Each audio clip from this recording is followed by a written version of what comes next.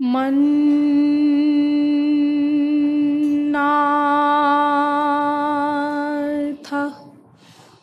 श्री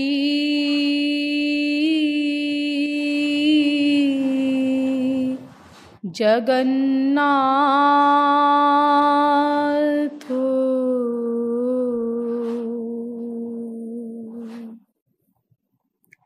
मद्गुरु श्री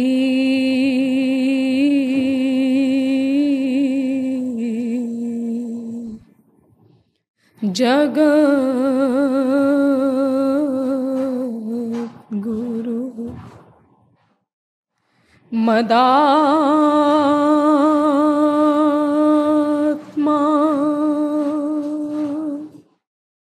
सर्वभूतात्मा कृपा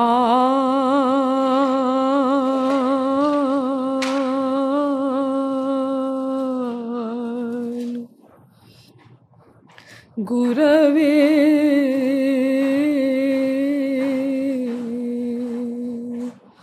नमः।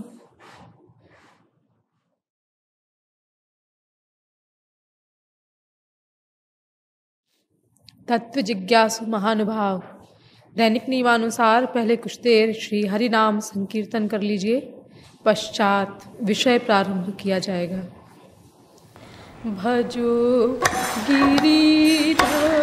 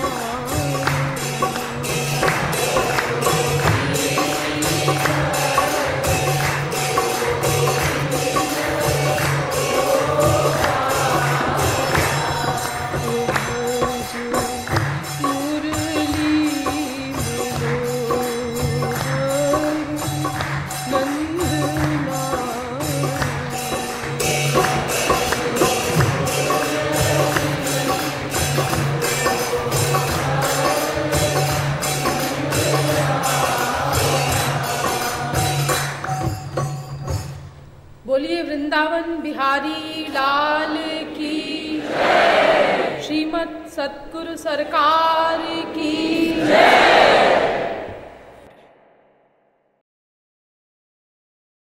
अब आप लोग कृपया समाहित चित्त होकर बैठ जाएं। अब तक आप लोगों को यह बताया गया कि विश्व का प्रत्येक जीव एकमात्र आनंद ही चाहता है, जिसकी प्राप्ति एकमात्र ईश्वर को प्राप्त करके ही हो सकती है, क्योंकि ईश्वर ही स्वयं आनंद है। ईश्वर प्राप्ति के लिए ईश्वर को जानना होगा, और ईश्वर को जानना बड़ी से बड़ी बुद्धि के द्वारा भी संभव नहीं है। उसका ज्ञान केवल उसकी कृपा से ही होता है। उसकी कृपा शरणागति से होती है, अतएव शरणागत होना पड़ेगा। लेकिन ये शरणागति फिजिकल नहीं, ये मन की करनी होगी, क्योंकि बंधन और मोक्ष का कारण केवल मन ही है। लेकिन ये मन अनादिकाल से संसार में आसक्त है, इसीलिए सर्वप्रथम इस मन को संसार से विरक्त करना होगा। तदर्थ संसार के स्वरूप पर गंभीर विचार किया गया और बहुत विस्तार पूर्वक आपके समक्ष यह सिद्ध किया गया कि संसार में ब्रह्मलोक पर्यंत कुत्रापि न सुख है और न दुख है। ये दोनों बातें जब बार बार बुद्धि के द्वारा हम अपनी बुद्धि में बैठा लेते हैं, बार बार विचार के द्वारा जब बुद्धि में बैठा लेते हैं, तब हमारा मन संसार से विरक्त हो जाता है। लेकिन ऐसे वैराग्य के पश्चात भी हमें किसी महापुरुष की आवश्यकता पड़ती है, प्रैक्टिकल भगवान की प्राप्ति के मार्ग में चलने के लिए। और भगवान की प्राप्ति के सही मार्ग का ज्ञान भी बिना महापुरुष के नहीं हो सकता। इस प्रकार प्रारंभ से लेकर के अंत तक, भगवत प्राप्ति तक सारा दारोमदार वेद शास्त्र बारंबार कहते हैं कि केवल गुरु पर ही निर्भर है। हाँ, एक बार किसी ने भगवत प्राप्ति कर ली, अब उसके बाद अगर वो संसार में आता है तो अब चूंकि एक बार माया निवृत्ति भगवत प्राप्ति हो जाने पर अनंत काल के लिए अब वो जीव माया से परे हो जाता है। इसीलिए अब दोबारा तो अज्ञान आएगा नहीं कि फिर से गुरु की आवश्यकता पड़े। तो ऐसा महापुरुष जब अवतार लेकर के आता है तब वो दूसरों के कल्याण के लिए आता है। अब चूंकि नर लीला में आता है तो कभी कभी एक्टिंग में गुरु भी बना लेता है किसी को, उसको आवश्यकता नहीं है। जैसे लौकी देखी होगी आपने, तो लौकी में पहले फल आता है और उसके बाद फूल आता है। तो ऐसे ही सिद्ध महापुरुष भी कभी कभी साधना की एक्टिंग करते हैं, तो उसके लिए मन में आया तो फिर वो गुरु बना लेते हैं। और कभी नहीं बनाया किसी को गुरु, क्योंकि उनको आवश्यकता तो है नहीं, वो तो दूसरों के उद्धार के लिए आए हैं। जैसे हमारे महाराज जी हैं, महाराज जी ने कोई गुरु नहीं बनाया। जैसे मुझे तो सब कुछ महाराज जी से मिला, अब महाराज जी की ये अपनी सब फिलॉसफी है, अपना ज्ञान है जो हम लोगों को दे करके और हमारा कल्याण कर रहे हैं। तो ये महापुरुष पर कोई नियम लागू नहीं होता। लेकिन जब तक कोई महापुरुष न बन जाए, माया से परे न चला जाए, अज्ञान निवृत्ति जब तक न हो जाए, तब तक एक कदम भी कोई जीव बिना गुरु की सहायता के नहीं चल सकता प्रैक्टिकल भगवान के पथ पर। इसीलिए महापुरुष तत्व पर भी गंभीर विचार किया गया और आप लोगों को ये बताया गया कि महापुरुष के प्रत्येक कार्य का कर्ता ईश्वर स्वयं होता है। इसीलिए उसके सभी कार्य ईश्वरीय होते हैं, दिव्य होते हैं, लेकिन वो देखने में एक मायाबद्ध मनुष्य के कार्यों के समान प्रतीत होते हैं। ऐसा महापुरुष योग माया की शक्ति के द्वारा करता है। योग माया की शक्ति में ऐसा कमाल है कि माया से परे रहता हुआ भी भीतर से वो बाहर से माया का अभिनय करता हुआ दिखाई देता है। यानी काम रहित काम के कार्य, क्रोध रहित क्रोध के कार्य, लोभ रहित लोभ के कार्य इत्यादि। लेकिन हमारे पास चूंकि वो योग माया की शक्ति नहीं है, हमको किसी भी महापुरुष के कार्य का मन से भी कभी अनुकरण करने का प्लान नहीं बनाना चाहिए। वरना सुखदेव परमहंस परीक्षित को समझाते हैं, परीक्षित के थ्रू हम लोगों को समझाते हैं कि जैसे शंकर जी ने कालकूट विष पी लिया और उनका कुछ नहीं बिगड़ा, लेकिन अगर उनकी नकल करके कोई 2 तोला संखिया भी खा लेगा तो विष उसको छोड़ेगा नहीं, वो संखिया उसको छोड़ेगा नहीं, उसका प्राणांत हो जाएगा। इसीलिए हमें अपनी कक्षा के अनुसार चलना है। तो महापुरुषों के कार्यों की न नकल करनी है और न उनके कार्यों को देख करके ही उनका कोई निर्णय करना है। उनके भीतर जो महापुरुषत्व है उसको पकड़ने का प्रयत्न करना है, और वो कैसे पकड़ना है इसकी भी बहुत सी तरकीबें आपको बताई गई। प्रत्यक्ष प्रमाण, अनुमान प्रमाण, शब्द प्रमाण और अनुभव प्रमाण के आधार पर महापुरुष को पहचानने की तरकीबें बताई गईं। अब इस प्रकार संसार से वैराग्य और महापुरुष की प्राप्ति के पश्चात ये प्रश्न आता है कि ईश्वर से कैसे मिला जाए, कैसे प्राप्त किया जाए, अर्थात ईश्वर प्राप्ति के कौन कौन से मार्ग हैं और किस मार्ग का अनुसरण हमको करना चाहिए। चलिए वेदों में, वेद हमारी निधि हैं, सनातन धर्म की अथॉरिटी हैं। वैसे वेद में जो कुछ लिखा है वही सब अन्य ग्रंथों में भी है। सनातन धर्म का हर ग्रंथ वेद से ही अपनी बात को प्रमाणित करता है।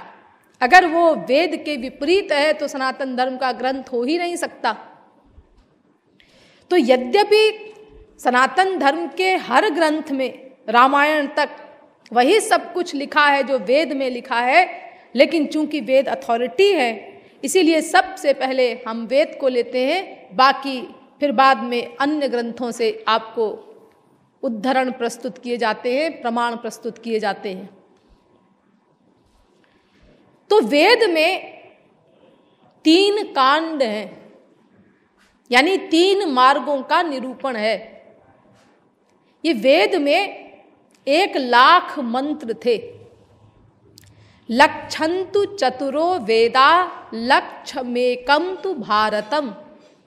महाभारत में 1,00,000 श्लोक और वेदों में 1,00,000 मंत्र। आज वेदों का बहुत कम अंश प्राप्त है, अधिकांश लुप्त हो गया है, लेकिन जो कुछ प्राप्त है वो भी समुद्र के समान है। उसी समुद्र में से हमें मथना होगा और सार निकालना होगा कि हम लोगों को क्या करना है। अस्तु वेदों में 3 मार्गों का निरूपण है, 3 कांड हैं, कर्म कांड, ज्ञान कांड एवं उपासना कांड। कर्म कांड में 80,000 मंत्र हैं, ज्ञान कांड में 16,000 मंत्र हैं और उपासना कांड में 4,000 मंत्र हैं। यही 3 मार्ग अन्य ग्रंथों में भी बताए गए। वेद में 3 कांड हैं, ऐसा भागवत में भी लिखा है वेदव्यास ने। वेदा ब्रह्मात्म विषयास्त्रिकांड विषया इमे। भागवत 11वें स्कंद के 21वें अध्याय का 35वां श्लोक। ये वेद भगवान के स्वरूप हैं और वेदों में 3 कांड हैं, यानी 3 मार्गों का निरूपण है, कर्म, ज्ञान, भक्ति। और यही 3 मार्ग वेदव्यास ने बताए हैं भागवत में। योगास्त्रयो मया प्रोक्ता नृणाम श्रेयो विधित्सया ज्ञानम कर्म च भक्तिश्च नोपायोन्योस्ति कुत्रचित्। और कोई मार्ग नहीं है, वेदव्यास कहते हैं, बस 3 ही मार्ग हैं, कर्म, ज्ञान एवं भक्ति। देवी भागवत पुराण भी यही कहती है। मार्गास्त्रयो में विख्याता मोक्ष प्राप्तौ नगाधिप कर्म योगो ज्ञान योगो भक्ति योगश्च सत्तम। इन्हीं 3 मार्गों का निरूपण गीता, रामायण आदि में भी है। अब इन पर एक एक करके हम लोगों को विचार करना है। सबसे पहले कर्म को लीजिए।